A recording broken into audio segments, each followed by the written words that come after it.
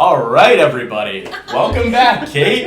Hello. Kate, it's so great to have you here. Thank you for being here. As always, it's Kate Feast. Love to have her on.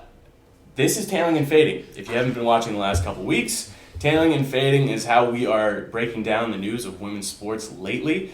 We've got some things that we are tailing that we like, and some things that we're fading that we are not riding with this week. Guys, I have a lot. I have a long list of things to talk about this week. Do you want me to lead off? Would you all like to lead off? Yeah. Let's lead off. I got a lot of things to get to. So, as I mentioned, this is the first episode of June. Last weekend was Memorial Day weekend. I am big time tailing Memorial Day weekend, and not for any of the classic reasons either.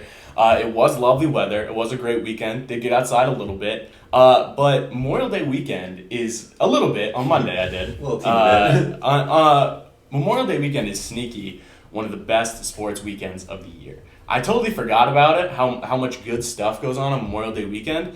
When you think of the best sports weekends, you're like, first weekend of March Madness, Super Bowl weekend, first weekend of bowl season, whatever it is. Memorial Day weekend rules, especially for a college sports fan such as myself. So we had games going on all weekend long. There's obviously NBA finals, or not finals, conference finals, hockey conference finals, WNBA games. Can't lie, did not see much of that at all because there was so much great men's and women's lax and softball going on. Just on Sunday, we had the Women's Lax Championship at noon, Salt Lake City Super Regional Final, and the Tuscaloosa Super Final, all right in a row, all on ESPN proper, national television, a murderer's row of television. It was fantastic. I was watching TV all weekend long. It was gorgeous out. I didn't care at all. I did not go outside. I went to the beach on Monday, but the first 3 days of the weekend, I barely went outside, barely went to the gym. I was just watching softball and lax all weekend long. It was fantastic. Respect. On the flip side, every coin has two sides, though. And as a subset of last weekend, I'm fading myself because I had my heart broken several times over last weekend. Just over and over and over again. So on Saturday, Clemson was eliminated. Clemson softball was eliminated. And I expected that to happen. They were in the Norman Super Regional. They were playing Oklahoma. I expected them to get 2 games swept, of course. But the way in which they got swept was so damaging, and I do not know that I will recover from it because they went down early. I was like, all right, Oklahoma doing Oklahoma things. Clemson took the lead. Big home runs from, I'm not remembering their names, big home runs. They took a 3-run lead late in the game, like the 5th inning. So I'm sitting there, I'm like, all right, I know this is Oklahoma, but they have the lead. They have Val Cagle, the best pitcher in the country, in my opinion, on the in the circle right now. They could hold on to this lead, win a game, and then it's a winner-take-all on Sunday. There you go. They get to a Game 3 in this series. That's a huge win. They could end this winning streak. They could dethrone Oklahoma. All these amazing, spectacular things were happening in my mind. And then in I believe it was the 6th inning, not the 7th, late in the game, it was the 7th. It was the very last inning of the game. Val Cagle had back-to-back Oklahoma hitters down to their second strike with 2 outs. First one, singles to get on. Next one, with 2 batters on, Kinsey Hansen destroys a home run over the left field wall. I've never seen such a no-doubter home run, and Norman just went absolutely ape. If I didn't have a rooting interest, I would have loved that come-from-behind 3-run homer, but because it was the juggernaut of Oklahoma taking down my beloved Clemson Tigers, I about lost it, and it was a tie game too. And I was like, "This is a loss. This is very much over." And Oklahoma did go on to win in extras. Tierra Jennings hit another home run in extras, and if they had just gotten blown out like I expected them to, I wouldn't have cared. It wouldn't have been heartbreaking. It would have just been disappointing. But they had to get my hopes up, let me down, drop me off the 10th floor to get crushed on the ground. That was my Saturday. That's what happened. And then I wake up the next day, Sunday, and we've got the Women's Lax Championship. All right, BC, bring me back in, yo. This is the miracle run I've been needing. I love this BC Lax team. And, I mean, Northwestern just the best team in the country. Yeah. No question about it. No doubt. There was no chance that BC was going to win that game. The announcers were trying to keep it in, like, make it sound close, like, oh, they only need 7 goals here. It was never close. It was never close. Just a touchdown, guys. It's a touchdown game against Northwestern, and my goodness, Izzy, Scane, and the Northwestern Wildcats, just the best team in the country. One of the best teams ever in the sport. Yeah. So then that finishes up. Well, all right, here we go. Salt Lake City Super Regional. I picked San Diego State to win this thing. They got game 1 right after we finished recording. They won game 1. I'm like, all right, up 1-0. They just need to win another game. They lost the next 2 games and lost the regional, and I lost my pick. Once again, I can't catch a break on my picks. That was my weekend. Just such tough losses back to back to back, but I had a great time watching sports. I really did. It was really tough to see all my favorite teams losing, but to eventual champions, I'm sure. So there is that solace, and women's sports still rule. Still awesome to see them on TV. Yes, sir. Yeah, That was my Memorial Day weekend. I'll take a breath. Let's come back to me. Let's hear somebody else talk for a little bit, because that was a really emotional tailing and fading for me. Come back to me. Gotta let you recover. Are you alright? I need a breath. The bomb in the other room. I will strap a bomb to my chest, no doubt about it. At the slightest inconvenience. Okay, what you got? What's funny is I fade you every game. Honestly, it's not a bad strategy. No. It's done me well. I'll give you another one from my list. I'm tailing equality, because it's not just about being able to see the games on TV or the athletes getting paid. It's about degenerate gamblers being able to lose money on women's sports. And DraftKings is really taking a big step forward in providing lines for college softball games. Damn near shed a tear the other day. I was at work on DraftKings, and I looked at the odds, and I was, my goodness. They're giving me lines for college softball games? Yes! And of course, I had a bonus bet. Threw some money on Oklahoma State to win last night. I was like, ooh, okay, there's a little juice there. They're plus money. They're in Oklahoma City. Maybe they'll pick it up. And just like they always do, Oklahoma State blew it. There was a long rain delay. They probably could have made a comeback if there wasn't a 2-hour rain delay. And lost my first ever softball bet. So that's how it's going for me. Tough week. Really tough. Tough week. Real tough week. Okay, what you got? Way less exciting stuff than you. I don't remember should my hope Memorial so. Day weekend. I was touching grass a little bit more than you were, but Grass is overrated. Fading grass. anyways, I'm tailing Aliyah Boston's professional career start in the WNBA. Hot take. Listen. Do you think she might win Rookie of the Year? Kate always comes out with hot takes. Thank you. Thanks, guys. I'm not very creative.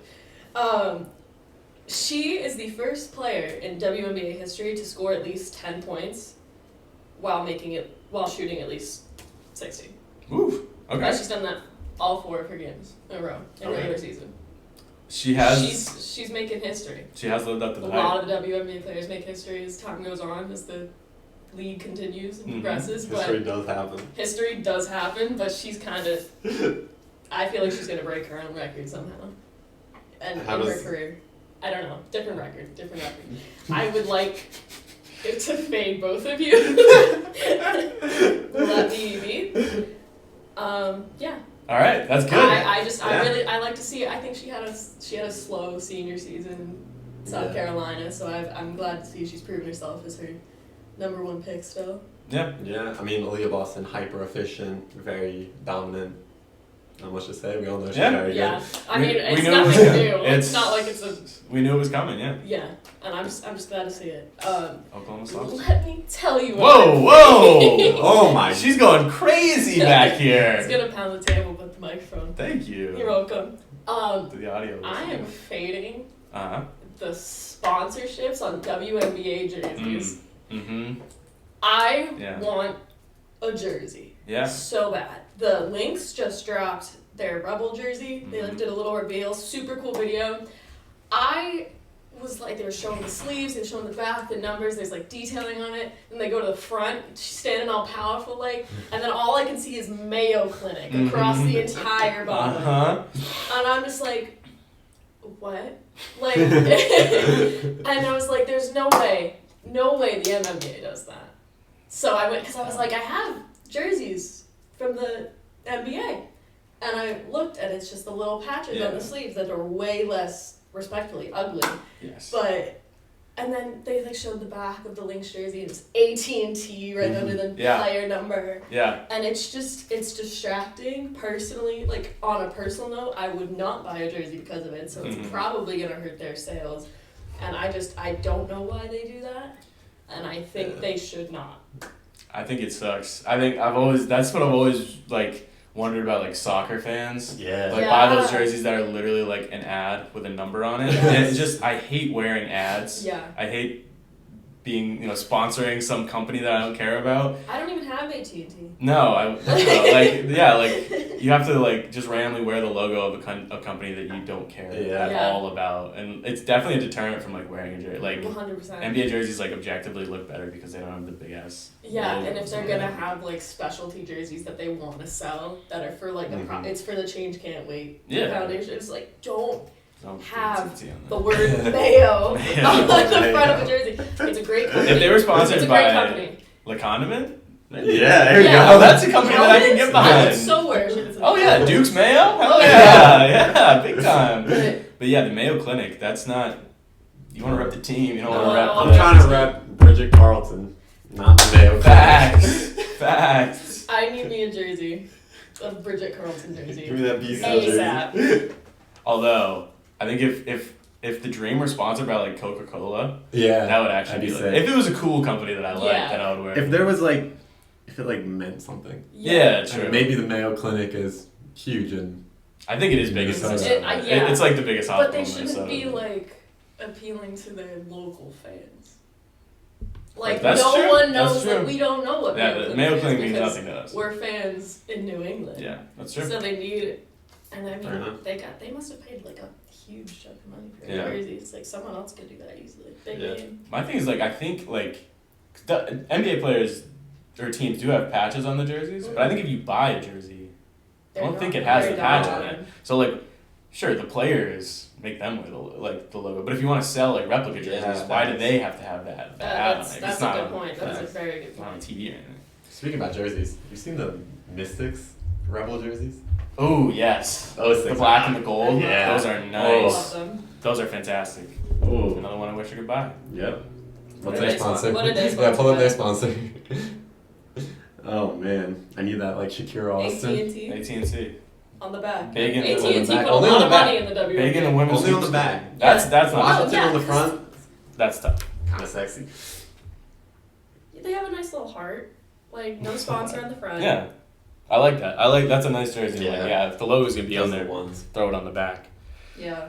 All right. Good tailing and fading, Kate. Thanks. Thank you for bringing that. I was very passionate about You can bring that to our attention. Max, you want to come back, or you want me to take over? You take over. All I'll right. come around at the end. Here we go. I'm tailing cardio. Not something I would ever normally do. I don't.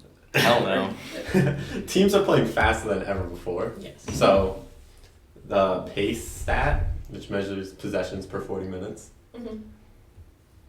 higher average than ever in NBA history. So that means more possessions, more shots getting up, a lot of running. Mm-hmm. These players gotta be running. So the aces and the wings are on pace to have the fastest pace ever. Both of them. That doesn't surprise me. Yep. And then 4 of the top 10 ever are this season. Really? Yep. 6 of the top 15. Damn. This season. These teams are cooking. Teams are running up and down the court like crazy. Big time. All right. They got fresh legs. I think it works for the aces because, like, Asia Wilson plays like 22 minutes per game. Yeah. Like the aces go up by a ton and then they just pull everybody. So it's fine that they run around a lot because they're It doesn't matter. they're getting tired. Yeah. What are you fading? Fading the schedule makers. Mm. Whatever person my or computer God. it is. Schedules are whack. These things are ugly. So we were complaining about it last week, so I said, I gotta look into this. Mm. Next time we talk to you guys, the Sun will have played 9 games. The Storm will have played 5. Oh my god. How does it work? Right now, the Storm have played 3 games. The Sun have played 6. The Sun, I feel like every time I look at the scores, are always. They're always winning. And they're running a gauntlet. They've played the Aces. They're gonna by next Friday they'll play the Aces twice and the Mystics twice, and they've also played the Fever twice. Like you guys could have got a little creative, maybe. Right. There's 12 teams in this league. They could have played. I don't know, maybe the other 11. I think they do it because like the Commissioner's Cup. Yeah. Like when you play a team for the first time, that's a Commissioner's Cup game. So like spread out, like the first time teams meet up. But then it just makes for like playing the same team. Yeah. Like Is the same. The Commissioner The Cup? Commissioner Cup. Yeah. It's a Commissioner's Cup game if it's the first time you play a team during the season. Okay, yeah, because I was going to ask that. I was like, well, do they have more Commissioner Cup games? But no. No, they want to spread them out more, so they make them play Yeah. 3 different teams in the span of 6 games. Like, But then they got the weird like back-to-backs. mhm. Well, not really back-to-backs. Like home run series. Yeah, Mhm. like Because the Commissioner New York and Cup, Chicago play each other in each other's city this Yeah. week, With a like day this in between, weekend. like- Yeah, It's weird, but they probably. I mean, they fly. They fly just like public flights too, so they're probably on the same plane, just like flying together. And then sometimes there's just no days in between. So like the Sparks play a home road back-to-back. Yeah, I saw that. That's crazy. That's wild. Are you nuts? The Mystics also got a back-to-back today and tomorrow. And then they don't play until Friday next week. Why? What is the point of that? Who made this schedule? You guys could have spread it out a little. The Aces next week play 4 games. 4 games in 7 days. And the Dream play 1. What are we doing? Whoever made the schedule, if it's a computer or a person, they did a bang-up job. Yeah, guys. We need to readjust these scheduling, whatever you're doing to schedule the We games. also have 4 games today. 6, 7, 8, and 10 p.m. Yeah, Like- that's like terrible for your viewership. No, Putting that's- games at that's 6, 7, and awful. 8, like no people are gonna watch one game and then that's it. I wonder Yeah, how I can see many the are like, national going to games. be making like actual national television. No. Yes? Alright, Max. I'm Alright, fading you you got some both more. again. Strong tailing and fading, David. I'm ready to come back in. Are you okay? You okay? I'm feeling good. Alright.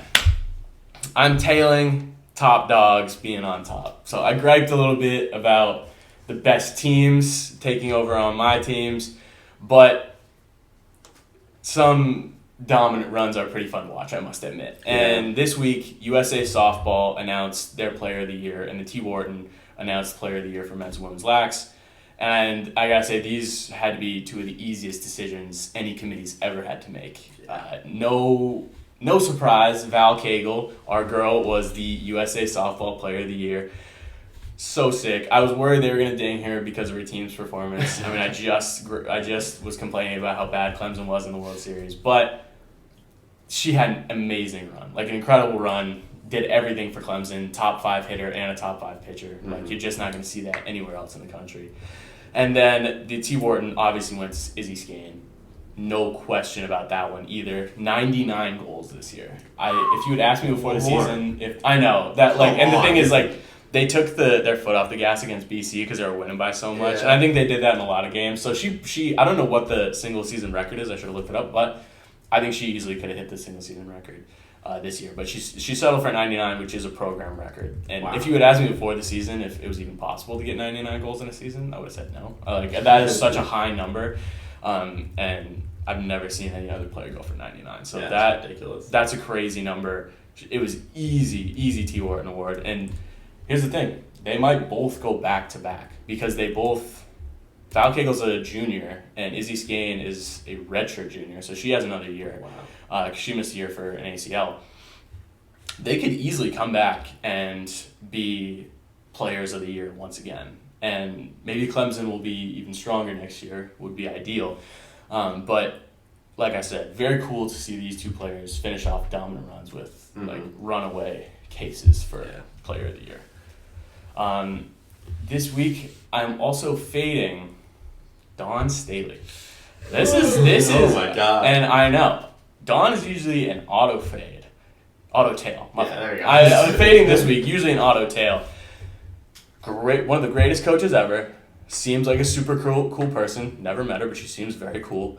And I would almost always ride with Dawn. But some of her comments from the SEC spring meetings came out. And I want to get these quotes right. I have them saved. Because here's the thing. I'm sure they are out of context.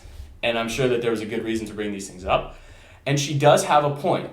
But when you say, she was talking about recovery time from the Elite Eight to the Final Four. Yeah. Virginia Tech and South Carolina played the day after Iowa and LSU clinched the Final Four. So they had one fewer day to prepare. It was like a Friday to Monday or something. It was some sort of turnover like that. They had one shorter day of rest. And she said, Dawn Staley said, we were the number 1 overall seed. If there were going to be some advantages and benefits, it should have come to us. Mm-hmm. She has a point. That's technically not an unreasonable statement.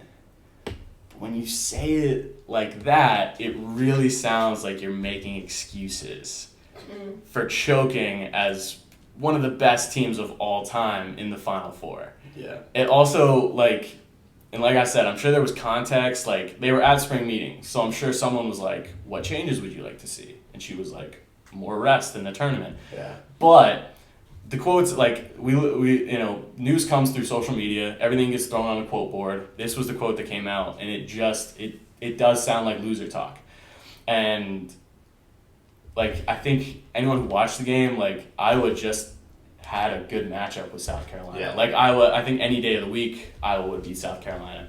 So it feels like a team that was undefeated coming into the game, making an excuse for losing in the Final Four. And I think if it had been right after, or if this had been some rant on social media, we would have been okay, that's making excuses. Yeah. Right. This was probably not that, but in the context, it's just yeah, a coach making excuses for a loss. I mean, to advocate for her, though, South Carolina's style is grind you down. Mm-hmm. So if their legs are tired, they're not going to be able to do that, especially against a team like Iowa that just ran. Yeah. So, that being said, if you're the 1 seed and you're going to brag about being the 1 seed, just play like the 1 seed maybe. Right, exactly. If you're as good as advertised, you would have been able to beat Iowa kind of any day of the week. Which is that's kind of a broad assumption, and you do want to protect the players, give them more rest. So there was good intentions here, but definitely saying we should have more advantages because we were the best team in the country. It's best team in the country shouldn't need advantages to win. And I think it's a thing that if Kim Mulkey had said it, we'd have been oh, crazy Kim Mulkey at it again. And obviously there are huge double standards societal that we don't have time to get into. But I think we've just come to have high expectations from Dawn in terms of professionalism and stuff. And I think that was probably a very professional quote trying to protect her players. And it's taken out of context. So fading, but in a way, also strongly agreeing with her point that she was trying to make there. Yes. Love you, Dawn. Philly legend. Philly legend. Dawn. Big respect.